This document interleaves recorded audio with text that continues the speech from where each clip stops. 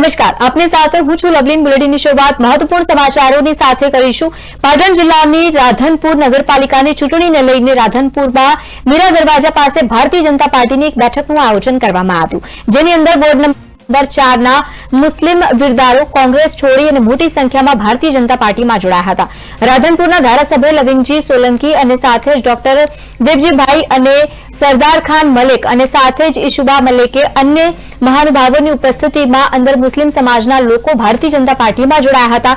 રાધનપુરની નગરપાલિકાની ચૂંટણીમાં ward number 5, ward number 6 અને વોર્ડ નંબર 4 ના તમામ ઉમેદવારોને પેનલ ટુ પેનલ આપવાની ખાતરી આપવામાં આવી।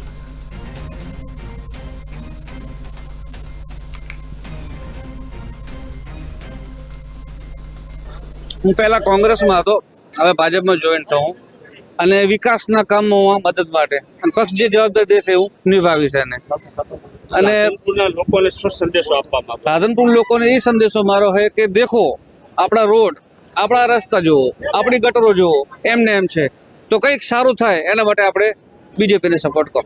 અમે આજે ખૂબ ખુશી કે મુસ્લિમ સમાજ અમારો મોડે સમજ્યો ખરો કોઈ ખરેખર વિકાસ ક્યાં છે અને આજે વિકાસમાં બધા જોડાણ, હવે રાધનપુરનો વિકાસ થશે, મુસ્લિમ વિસ્તારના કામો થશે અને અમને વિશ્વાસ છે કે આપણા આ નેતાગીરીના અંડરમાં આપણો કામો રાધનપુરનો વિકાસ, ગટર, પાણી, રોડ, રસ્તા બધું જ થશે, એ તો અમને પૂરેપૂરો વિશ્વાસ છે।